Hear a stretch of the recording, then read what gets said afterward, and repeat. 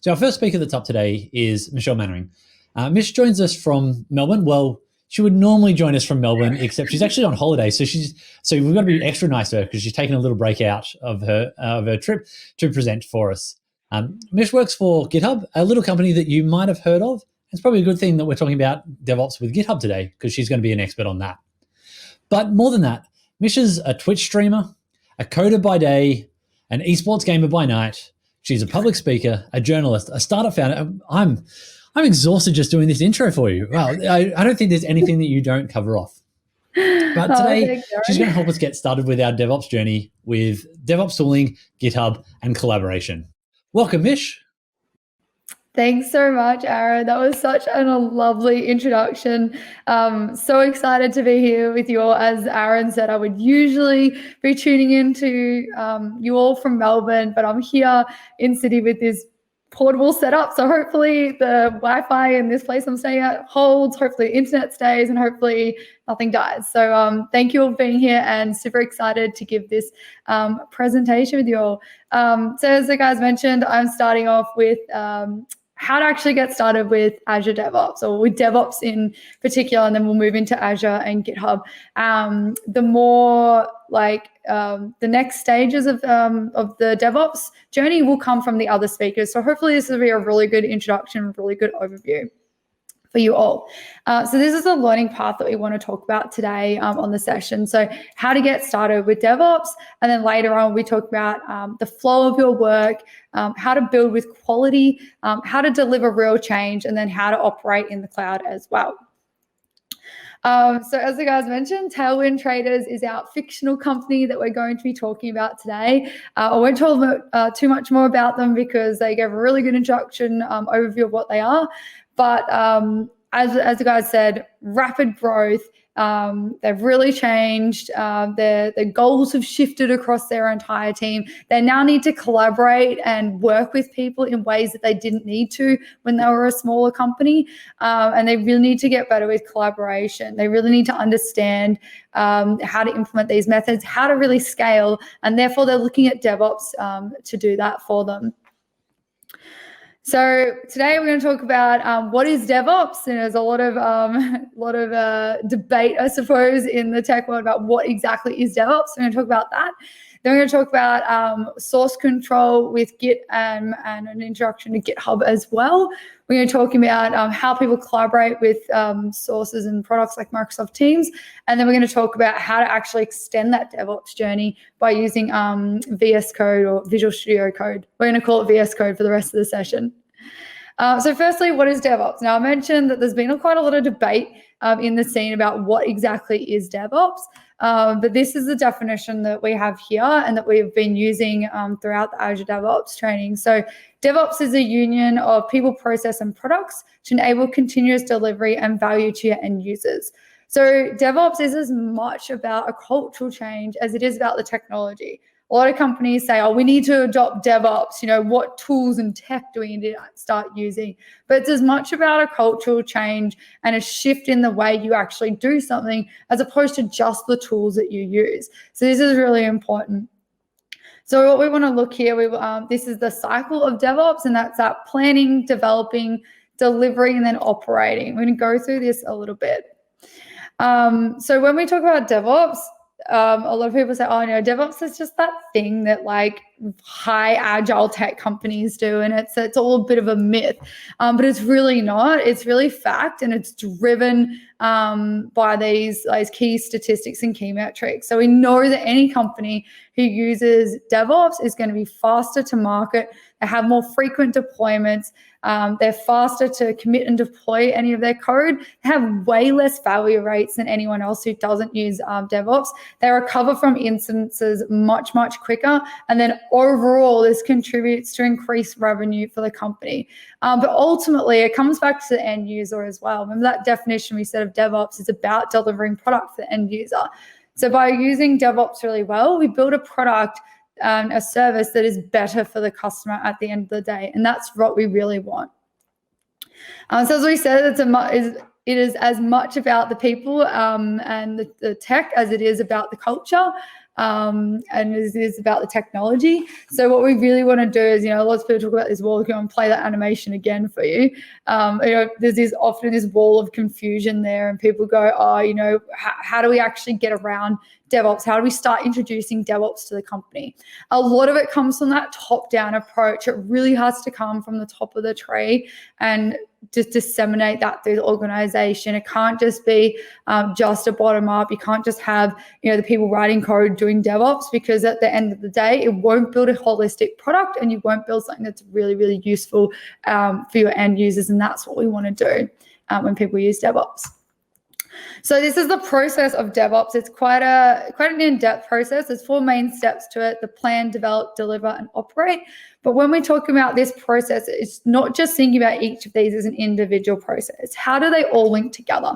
So we're talking about the planning stage. We're talking about, all right, well, we've got to plan the sprints. We've got to check code. We've got to track all our changes. And then we've got to start developing all those things. So we've got to look at, our build system, our build cycles. We've got to look at our testing. We've got to look at our security assets and our security scans. Are we being compliant? Are we building code that has, all these dependencies that we have to worry about later?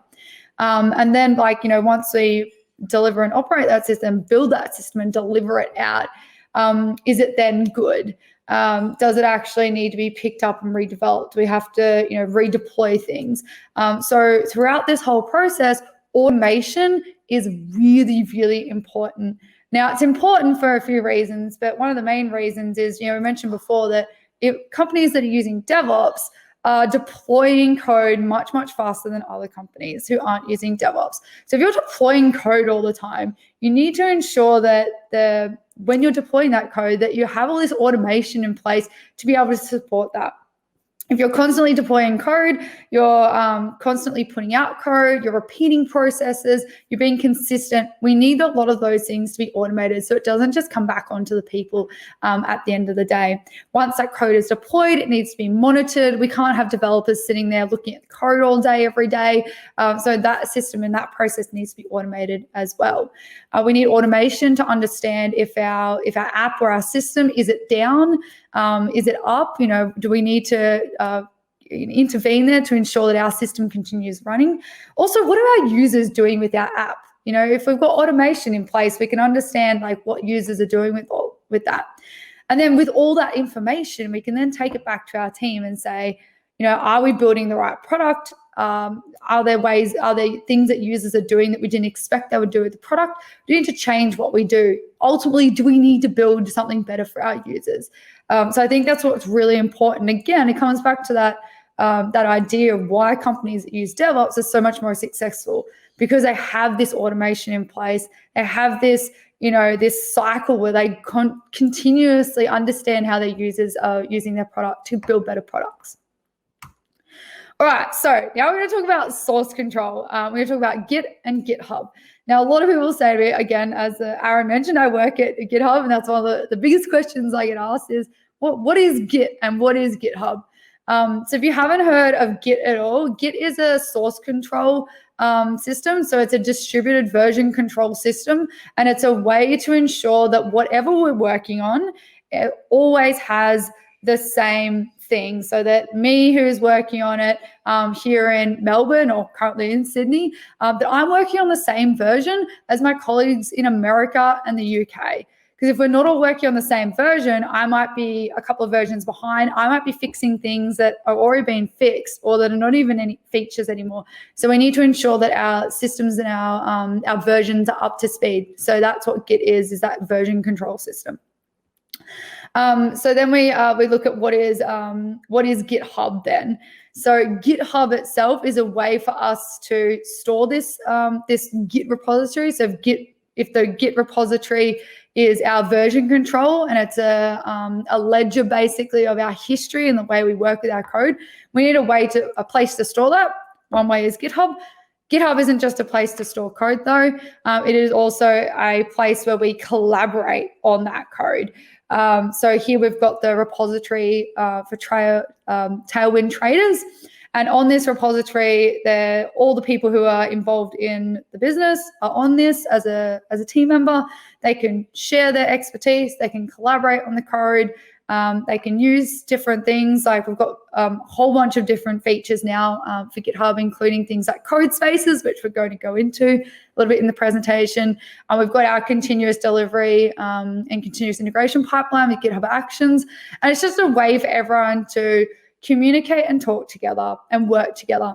One of the things I really, really like about GitHub too is the fact that it's a really, really amazing place to collaborate for developers and non-developers alike as well. We don't have time to go into all that today. What we're going to talk about is the code side of it, but that's one thing that I really, really love about GitHub. So as I mentioned, there's a whole bunch of key features on GitHub, and it's a great place to collaborate with your team members and everyone across your organization. So if we talk about a way to collaborate with code, we also want a way to collaborate verbally and videos and things like that. So Teams is another great tool for collaboration. As GitHub, we use Teams as well. I think everything that we organized for this All Around Azure DevOps Day was all done on Teams. So we can chat from anywhere in the world, we can meet anywhere in the world, we can share files, we can collaborate with one another, and we can do it all either synchronously if we're on the same time zone, like me and Aaron are being in Sydney and Melbourne, or we can collaborate across time zones as well and work asynchronously, which is really, really key to the way we work today. So what we want to talk about now is VS Code or Visual Studio Code. This is a really important tool for working with DevOps. It's something I use every day. I really enjoy it. I really love it. So if you haven't seen Visual Studio Code, it is a code editor and it runs on pretty much any system, iOS, Windows, and Linux. It's got a whole bunch of Git commands built into it, so you can push or pull your code to your Git repository directly from VS Code. There's a whole bunch of extensions, which is really cool. If you've used any kind of text editor before and you're using particular code, you would obviously like to see all your code beautifully highlighted. So we have all the syntax highlighting in VS Code, really easy debugging. Fun fact, it's also on GitHub and it's open source and you can contribute to the code as well, which also means that it's completely free, which is something that I really love about VS Code, is that anyone can contribute to it, anyone can use it, and it's on GitHub. Okay, so we've got a quick demo now for tying all these things together. I know we're like blazing through this. It's a lot to take in, but hopefully this demo is going to show you a few things. So let's get into it.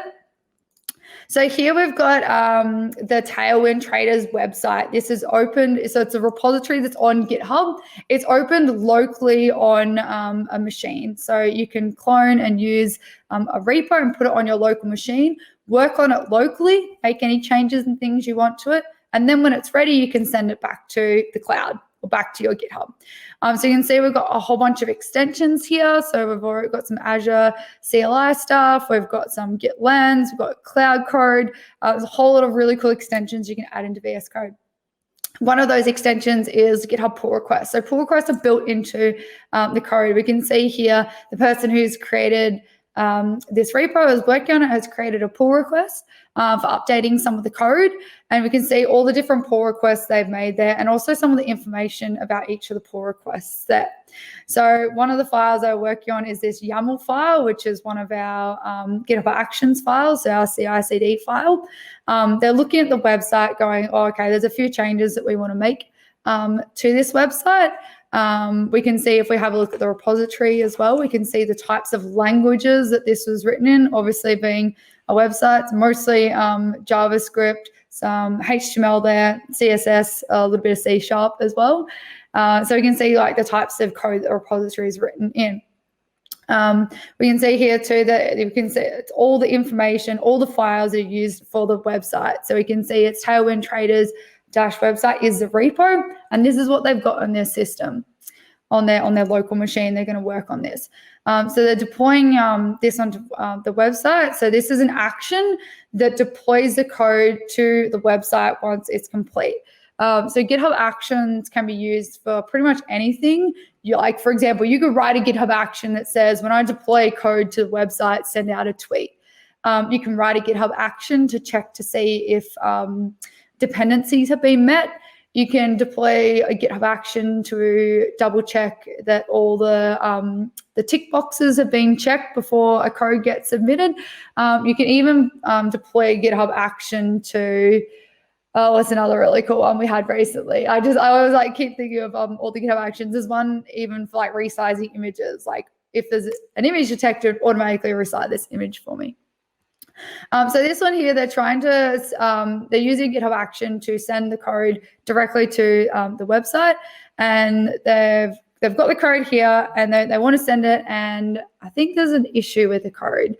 So they're having a look and going, okay, well, let's synchronize the code first. So synchronize it means that it's pulling in it says must, we've now changed that to main. So it's pulling in whatever code is hosted on GitHub, it's pulling in all that code and putting it on the local machine. Because we know that as I mentioned before, one of the biggest things about working on code is being able to collaborate with people all over the world. So if someone's made a change overnight to the code base on GitHub, when I get on and work on it the next day on my computer, I want to ensure that I have the same version. So what I'm going to do is pull in that version. So that's what they're doing here. Now, what we're going to do is we're going to check out the action that they've built for staging the website or staging the build to the website. So we can see if we have a look at the action here, it's currently in it was in the build phase. Now it's installing the dependencies. Sorry, this is the full build. It's installing dependencies before it goes into the build. So when you run a GitHub action for the first time, it sets up the job. It runs the action that you've asked it to do. It's set up .NET Core and Node 14 because the person who's written this has said that those are things that you need to have in order for this to run. It's installed any other dependencies. It's built it. It's tested it. But for some reason, it's failed at the publishing stage. Now, if we scroll right down to the bottom, but this is some of the debugging. So we're going to debug this and understand why it's not publishing. So we need to find the line or where it's broken, find the line where that error is occurring. Now, remember, one of the things we're doing here is we're running this locally at the moment. So we can see there's a process completed with exit code 1. So it looks like there is a failed at node-sas. So it looks like there's some sort of dependency issue with Node here. So what they want to do, or what we want to do, is we want to ensure that we can replicate that before we go and debug it. So before we go and debug it in our own environment, we need to see if everything that's been built into the code is actually correct and that it runs. So there's no point deploying it on my local machine and then it running, because I might have all these things installed on my local machine already that might enable it to run. And therefore, when we've pushed it to the site, it's broken because the site doesn't have all the dependencies in the background. So what we're going to do is we're going to open it up with a code spaces. Now, I mentioned code space really briefly before as a new thing that we announced about a year ago now.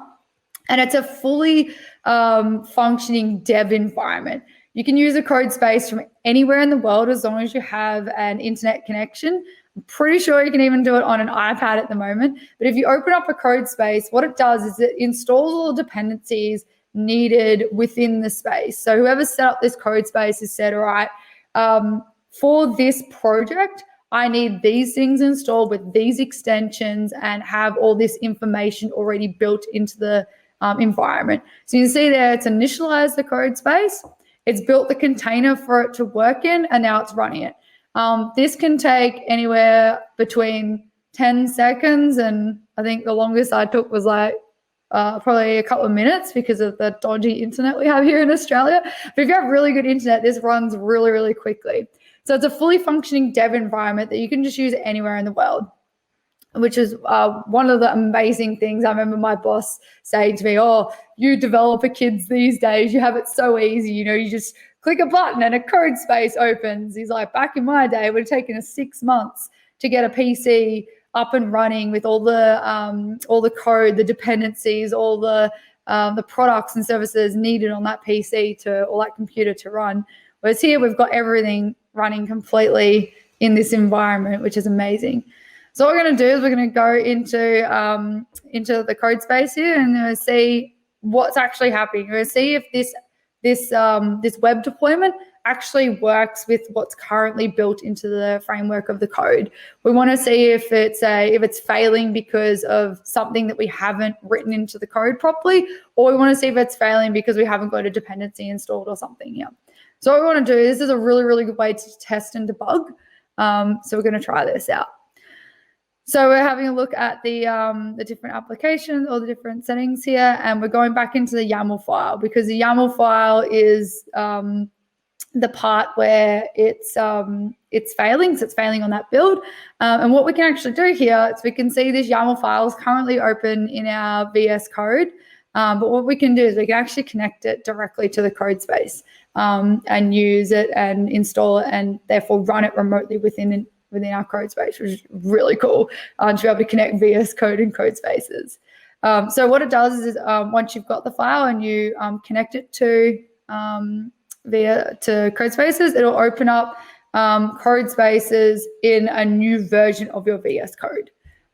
So you can run it all and do things really, really easily and awesome. Now, the guy who's put this together has just discovered that he's not that great at this debugging stuff. So he's phoning a friend. One of the cool things about VS Code, and something I use quite often, is the collaboration part of VS Code, where two people can work on the same file together. If you have Teams, you can even just open up Teams and start a conversation straight away. I don't think we're going to get the audio from Zach, but we can just call Zach and be like, oh, hey, Zach, we're having a bit of trouble with getting the build working for this. It seems to be a Node issue. I'm not that great at Node. Are you able to help? And Zach pops on and he says, yep, sure, share me the screen. So we can share our VS code to Zach, and Zach can jump on, and we should be able to see like a cursor that Zach's using pop up on the screen. Aaron mentioned that I do some Twitch streaming, and this is something I use quite often when I'm doing live streaming. Like someone will jump in and say, hey, I can help out. I'm like, cool. Here's my screen, share, and then we can see that they can come in and make some changes. So Zach's come in and changed it and gone, okay, well, it looks like you've got a different version of Node running, so let's change that from Node 14 to Node 10. And Zach's like, oh, sweet, I can easily do that. So Zach does that, and then what we need to do now is send that version that we've just changed back to the full version so that everyone has the same thing.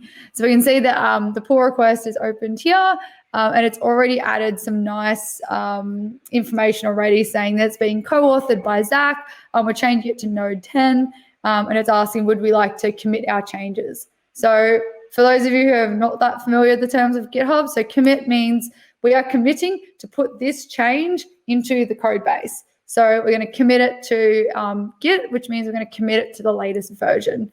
If we're working on a branch, we can commit it to that branch. We can see here we're working on the master, which is what we've now called the main. But we say we're committing this to the main, saying, yep, this is all good. This is working. It's nice. Zach's an expert in this thing. He's fixed it. And we're going to commit that. And now we're going to jump in and we can, actually, that's another really cool thing you can do. If you're not using Teams, you can just audio call from VS Code. So a lot of people obviously have been using Teams or Zoom or something like that. So you can call there, or you can call directly from VS Code, which is really, really awesome. So if we go back here and we have a look at action, so we've deployed that code back to the main branch. So we have a look here, this shouldn't fail now because we've fixed that that dependency there, changing it from Node 14 to Node 10. We can see here it's now, so it's set up Node 10 now, not Node 14. It's installed the dependencies, that worked, it built, that worked, it tested, that worked, and then we see, look, it's published. So we've got a tick on the published side of it. Now it's deploying the website. As it goes there, run. So it looks like it's worked there on the deployment. So we've got nice ticks and we've got the completed job at the bottom there as well. So if we open that up, looks like there's the website for Tailwind traders. So if we open that, it should now work. So let's have a look. Yay, it now works. So everything they did for the website is now working. So all it needed to do was change from Node 14 to Node 10. So so that's a really easy way of showing you how we can collaborate, how we can do a few small things with some of the features that both VS Code and GitHub Codespaces offers. All right, okay, no, we don't need to run the demo again. It's done. All right, we've gone through, just go back to Tailwind Traders. All right, cool. So with Tailwind Traders, they obviously had a problem, as we were saying right at the start of the presentation, that they are rapidly growing. They lack the collaboration tools of a bigger business. They were fine when they were smaller because everyone was doing a little bit of everything. Everyone knew what everyone was doing, and everyone worked together, probably in the same building too. Now as they're scaling, they're starting to work in different time zones. They're starting to work with different skill sets, and they really need that collaboration. So the solution, they obviously use that version control and that source control through GitHub. They're able to collaborate there. They would use Teams to jump on a call and talk about what they were doing, and then they were able to collaborate using Visual Studio Code to make those changes, to work together, and then go and deploy that. So this is a really, really good solid foundation for them to start building on top of their DevOps strategy. So some of the things that you might like to have a look at if you're new to DevOps, you want some more information about DevOps, is the DevOps Resource Center. So there's heaps of stuff on tutorials, getting you started, learning Git, and learning a little bit about that agile development as well. You can have a look at some events and talks and grab a lot of information from that site there. The other one is you can actually get certified in this. If you want to be a certified DevOps solutions expert, you can go and do that. So you can get a certification to put on your LinkedIn profile and go and teach DevOps to your company as well. So with thank you so much for listening to me. Thank you for taking the time out to come and learn a little bit about DevOps and VS Code and things like that. And I wish you all the best on your DevOps journey.